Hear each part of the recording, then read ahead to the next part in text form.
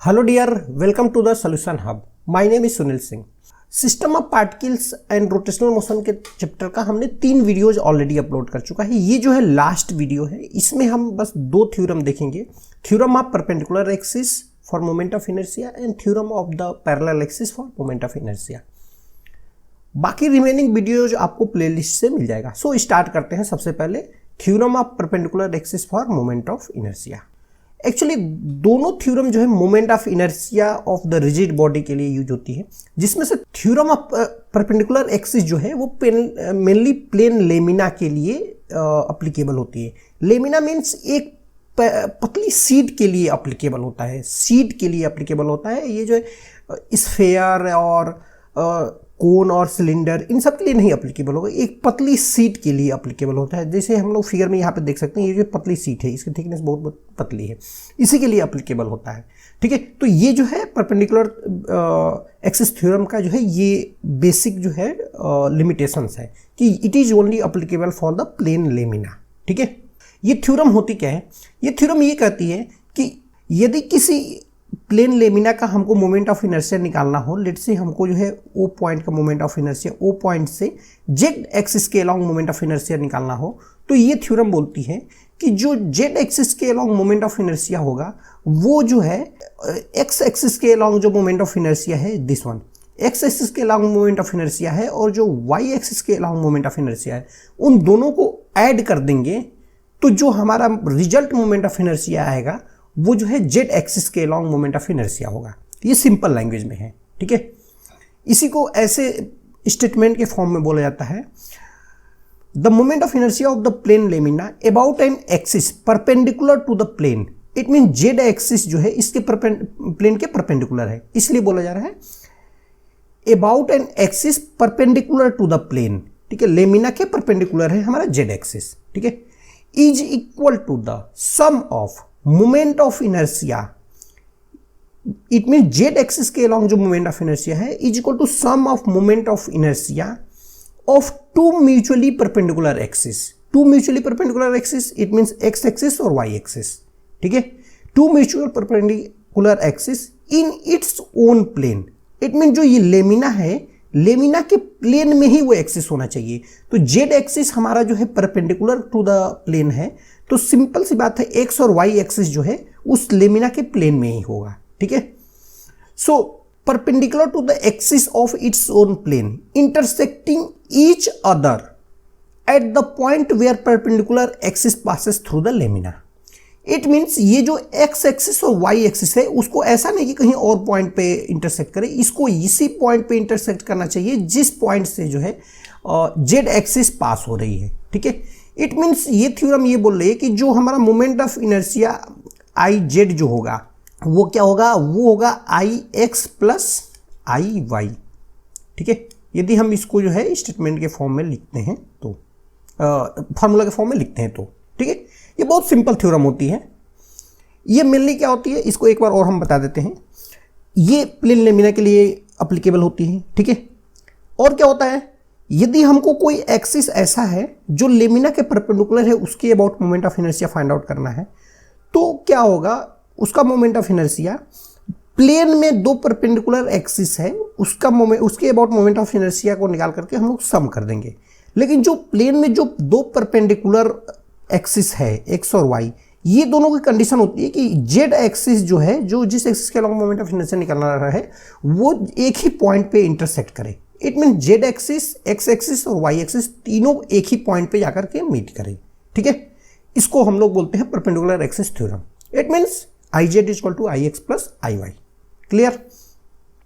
इसका डेरिवेशन हम लोग देख लेते हैं। ठीक है, सो डेरिवेशन में क्या करेंगे हम लोग, और ये क्या है, moment of inertia along Z axis. ठीक है, आई एक्स क्या है, तो moment of inertia about X, और आई वाई क्या है, वो है हमारा moment of inertia about Y. Clear? ठीक है, यहां पर लेट से हमारा एक पॉइंट एम है, एम का जो एक पोजीशन है वो एक्स वाई यहाँ पे जो है दिया हुआ है। ठीक है, एक्स वाई पोजीशन यहाँ पे दिया हुआ है, एम पॉइंट है, इसका रेडियस वेक्टर इट मीन्स जो आर है वो है हमारा इसका पोजीशन वेक्टर। सो आर जो है क्या है, पोजीशन वेक्टर ऑफ एम। तो यहाँ पे क्या है, एक्स वाई है, तो ये हमारा एक्स है और ये वाई है। ये क्या है, ये दोनों परपेंडिकुलर होंगे क्योंकि एक्स और वाई दोनों परपेंडिकुलर है। तो यदि हम पाइथागोरस थ्योरम यहाँ पे लगा दें तो देखते हैं कि X square plus Y square equal to R square. It means जो आर स्क्वायर इक्वल टू है वो है X square plus Y square. Clear? Simple क्या किया है हमने, जो प्लेन है उसमें एक्स एक्सिस दिया हुआ है, वाई एक्सिस दिया हुआ है, उसका रिजल्टेंट जो होगा वो आर होगा। तो वही हमने जो है सिंपल लिखा हुआ है। ठीक है, अब क्या है, लेट से इसका मास जो है, टोटल मास m है। ठीक है, मास ऑफ द लेमिना जो है वो m है, यहाँ पर लिख देते हैं, वो हमारा है m। तो जो moment of inertia along x axis क्या हो जाएगा, इट मीन्स जो आई एक्स क्या हो जाएगा, वो हो जाएगा summation of m into X square. ठीक है, x है, इस पॉइंट पे है, तो क्या होता है, किसी भी पॉइंट पे मोमेंट इससे परपेंडिकुलर डिस्टेंस, उस जो भी ऑब्स्टिकल है उससे परपेंडिकुलर डिस्टेंस होती है, तो इसलिए परपेंडिकुलर डिस्टेंस x है। ठीक है, आई वाई क्या हो जाएगा, summation of m into Y square, यहाँ से y की परपेंडिकुलर डिस्टेंस। ठीक है, ये जो है क्लियर। अब क्या है, हमको जो है आई जेड निकालना है, तो आई जेड क्या होगा, summation of m of R square होगा। Clear? So I Z is equal to है summation of m of R square. Clear? अब क्या करेंगे, यहाँ पे क्या करेंगे, देख रहे हैं कि समेशन ऑफ m से दोनों साइड यदि मल्टीप्लाई कर देते हैं हम लोग, तो summation of m R square is equal to summation of m X square plus summation of m Y square. Clear? अब summation of m R square क्या है, ये जो है आई जेड है, ये क्या है, ये जो है आई एक्स है, और ये क्या है, आई वाई है। यही जो है थ्योरम बोलती है। ठीक है, हेंस प्रूव्ड। ठीक है, क्लियर? इसमें किया गया है, हमने कुछ नहीं किया है, सिंपल है। आर क्या होगा, वो X square plus Y square होगा। Clear? X square plus Y square, X, इसको हमने X square plus Y square, हमको इनर्शिया निकालना है, तो समेशन ऑफ कैपिटल एम से दोनों साइड मल्टीप्लाई कर दिया हमने। और क्या किया है, summation of M R square को जेड आई जेड होता है, वो अभी हम लोगों ने देखा। आई एक्स क्या होगा, summation of M X square, I Y summation of M Y square. So सबको ऐड कर दिया। ठीक है, क्लियर? अब हम लोग चलते हैं नेक्स्ट टॉपिक जो है वो है हमारा theorem of parallel axis of moment of inertia. So parallel axis जो है वो पर्टिकुलर लेमिना के लिए ही नहीं एप्लीकेबल होती है, ये पूरा होल रिजिड बॉडी के लिए, एनी शेप ऑफ बॉडी है उसके लिए एप्लीकेबल होगी। ठीक है, तो पैरेलल एक्सिस थ्योरम और परपेंडिकुलर एक्सिस थ्योरम में बेसिक जो लिमिटेशंस है वो ये है कि parallel axis theorem whole body के लिए एप्लीकेबल होती है, किसी भी शेप की बॉडी हो उसके लिए एप्लीकेबल होगा, जबकि परपेंडिकुलर एक्सिस थ्योरम केवल प्लेन लेमिना के लिए एप्लीकेबल होगा। ओके, अब पैरेलल एक्सिस थ्योरम क्या कहती है? सो पैरेलल एक्सिस थ्योरम कहती है कि किसी भी बॉडी, किसी भी पॉइंट का मोमेंट ऑफ इनर्शिया हमको निकालना है किसी प्लेन के थ्रू, किसी भी एक्सिस के थ्रू। लेट से हमारा जो है एक्सिस यहाँ पे है पी क्यू, पी क्यू के अलोंग जो है हमको मोमेंट ऑफ इनर्शिया इस बॉडी का निकालना है। तो क्या करेंगे, जो इस बॉडी का मोमेंट ऑफ इनर्शिया निकालना है किसी एक्सिस के अलोंग, तो इसके लिए हम लोग एक ये थ्योरम बोलती है कि पहले आप क्या करो, moment of inertia along the centre of mass निकाल दो। It means moment of inertia along the centre of मास यदि सी है तो moment of inertia along the R S निकाल दो, और उसके बाद पैरेलल एक्सिस है तो उस सेंटर ऑफ मास के एक्सिस से पैरेलल एक्सिस जिसके थ्रू मोमेंट ऑफ इनर्शिया, उसके बीच की डिस्टेंस निकाल लो, परपेंडिकुलर डिस्टेंस उतना निकाल लो, और उसमें m इंटू उसका स्क्वायर से मल्टीप्लाई करके ऐड कर दो, वही हो जाएगा तुम्हारा हम लोगों का मोमेंट ऑफ इनर्शिया। क्लियर? यहां तक समझ में आ गया होगा।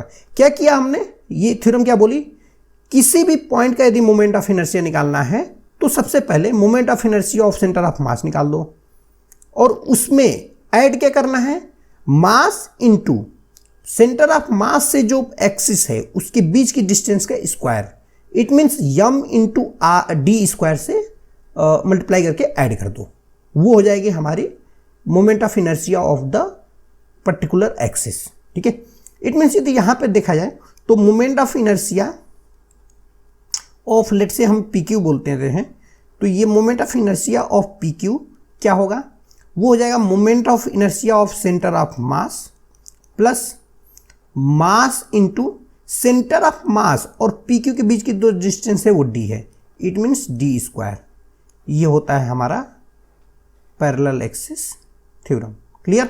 इसी को हमने स्टेटमेंट में लिखा है, moment of inertia of a body about any axis, let's say वो एक्सिस है P Q, is equal to the moment of inertia of the parallel axis through its centre of mass. It means यहाँ इस axis के along हमको निकालना है, तो पहले moment of inertia of centre of mass निकाल देते हैं, ठीक है, और plus product of mass m and square of the perpendicular distance between the two parallel axes and square of the perpendicular distance between the two parallel axes। ये जो है d का स्क्वायर, और इसी को जो है हमने पैरेलल एक्सिस थ्योरम बोला है, ठीक है। आई होप ये क्लियर हो गया होगा, ठीक है। अब हम लोग मूव करते हैं इसके डेरिवेशन की ओर। सो डेरिवेशन में क्या करेंगे, सबसे पहले डिराइव हम लोग को क्या करना है, moment of inertia of P Q is equal to moment of inertia of centre of mass plus mass into D square, ये हम लोग को डिराइव करना है, क्लियर। तो हमको मोमेंट ऑफ इनर्शिया निकालना है यदि पी क्यू के अलॉन्ग, आई पी क्यू क्या होगा, आई पी क्यू ये क्या होगा, सो ये हो जाएगा simple m into x plus D का होल स्क्वायर, और इसको हम कर देंगे सिग्मा, ओके। यही होगा moment of inertia along the P Q. Total distance तो मास है, तो मास इंटू डिस्टेंस का स्क्वायर यही होता है, ठीक है। ए प्लस बी का होल स्क्वायर का फार्मूला क्या होता है, ए प्लस बी का होल स्क्वायर का फार्मूला होता है ए square plus B square plus 2ab। ये फार्मूला जो है बहुत पहले हम लोगों ने पढ़ा था, तो सिंपल यहाँ पे लगा देंगे summation of m X square plus summation of m D square plus summation of m d into x, clear. अब यहाँ पे एक टर्म है summation of m into D into x.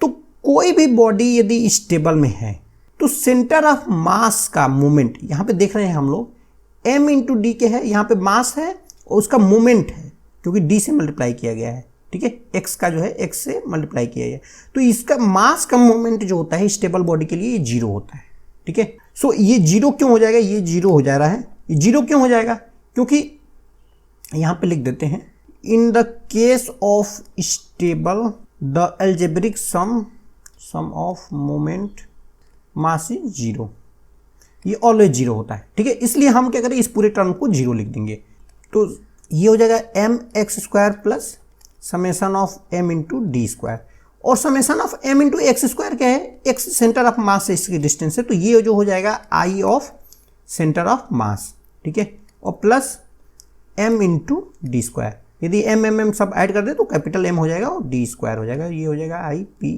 Q. ये हो गई हमारी थ्योरम, ठीक है। सो आई होप ये क्लियर हो गया। बहुत छोटा सा थ्योरम है लेकिन इसका एप्लीकेशन बहुत वाइड है, ठीक है।